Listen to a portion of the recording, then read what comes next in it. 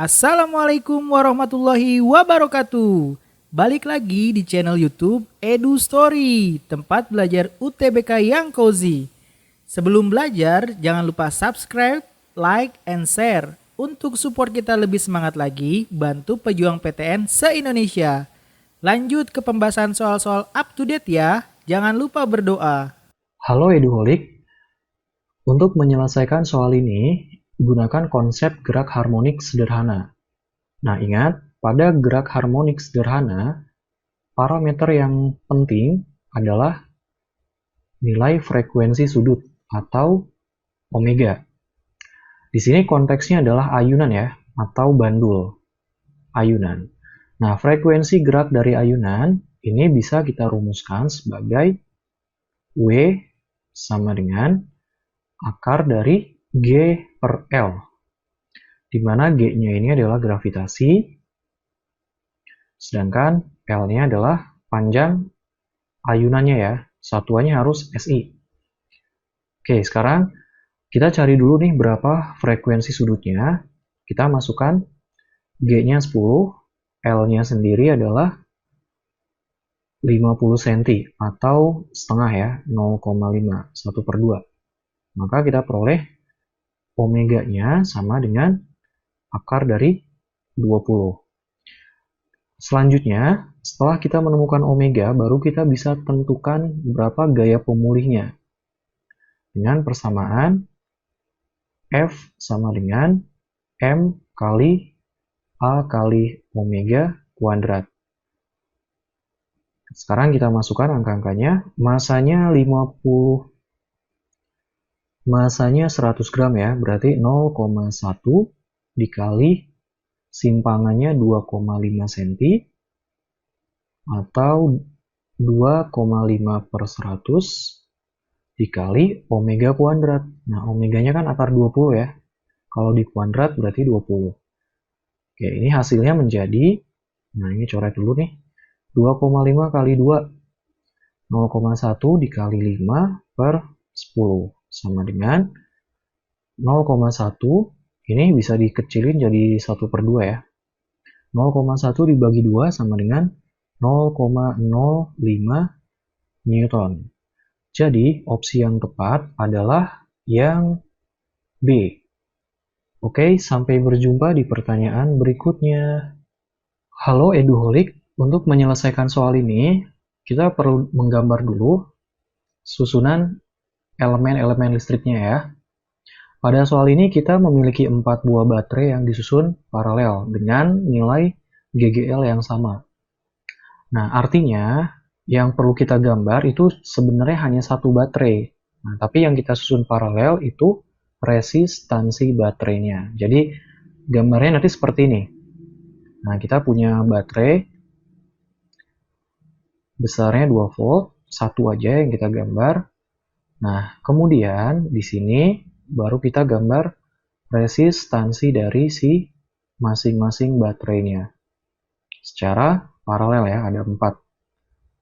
Nah, kemudian dari soal ini kita tahu kalau baterai ini dia juga disusun lagi dengan satu buah resistor.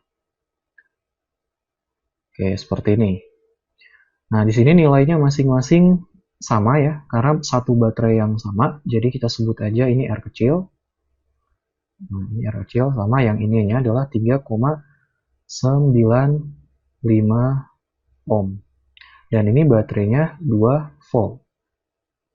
Pertanyaannya berapakah hambatan dalam masing-masing elemen? Nah, kita coba kerjakan. Sederhana ya. Pertama kita cari dulu berapa R gabungan semuanya dengan gunakan hukum Ohm.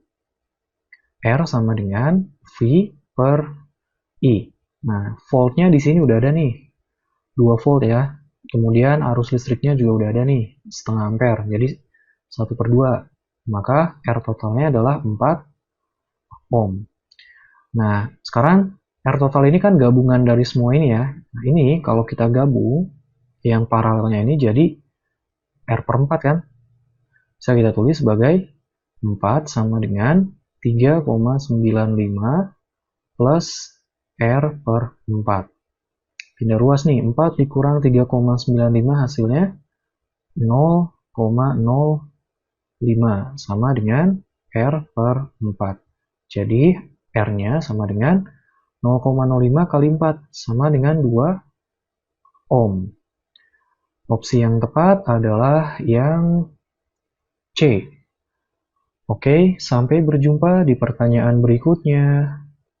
Halo Eduholik, untuk menyelesaikan soal ini, pertama kita cari dulu nilai induktansi kumparannya ya, dengan menggunakan persamaan E sama dengan L kali delta I per delta T. Ini adalah persamaan GGL induksi. Nah, kita bisa mencari ini dari informasi pertama ya. Jadi ketika arusnya dinaikkan dari 0 sampai 10, selama 2 detik timbul GGL 80 volt. Nah, maka kita peroleh 80 sama dengan L dikali 10 per 2. Ini kita coret. Nah, berarti nilai induktansinya sama dengan 16 Henry. Selanjutnya, jika kumparannya dialiri dengan arus 5 ampere, maka energinya menjadi berapa joule? Kita bisa hitung energi pada suatu kumparan dengan menggunakan persamaan E sama dengan setengah L I kuadrat. Nah, masukkan angka-angkanya. Setengah dikali L-nya adalah 16. Nah, perubahan arusnya dari 0 ke 5 ya, atau 5 pangkat 2. Maka energinya sama dengan 8 kali 25. Sama dengan 200 joule. Maka pilihan yang benar adalah yang C. Oke, sampai berjumpa di pertanyaan berikutnya.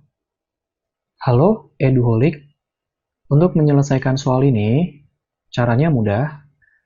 Kita perlu mengingat hubungan atau perbandingan antara laju kalor radiasi dengan kenaikan temperatur. Nah, kalau kita ingat, besar rambatan kalor radiasi atau P itu sebanding dengan kenaikan temperatur pangkat 4. Nah, jadi kalau misalkan suhunya kita naikkan menjadi 2 kali lipat dari semula, maka kalor radiasi yang harus dipancarkan akan menjadi 2 pangkat 4, atau sama dengan 16 kali dari semula. Jadi jawaban yang tepat adalah yang A. Oke, sampai berjumpa di pertanyaan berikutnya. Halo Eduholik, untuk menyelesaikan soal ini kita dapat menggunakan hubungan antara fokus, jarak benda, dan jarak bayangan seperti ini. 1 per F sama dengan 1 per S tambah 1 per S aksen. Dimana S aksen itu menunjukkan jarak bayangannya ya. Nah, di sini diketahui jari-jari kelengkungan cermin 20 cm. Artinya, fokus dari cermin yang digunakan ini setengah dari jari-jarinya, sama dengan setengah dari 20, atau sama dengan 10 cm. Kemudian diketahui juga, bayangannya diperbesar 2 kali, dan sifatnya nyata. Berarti, M-nya sama dengan 2 kali dari semula. M itu rasio antara bayangan dengan benda. Jadi kalau 2 kali maka jarak bayangannya sama dengan 2 kali dari jarak bendanya. Sekarang kita substitusi S aksennya ke persamaan yang di sini.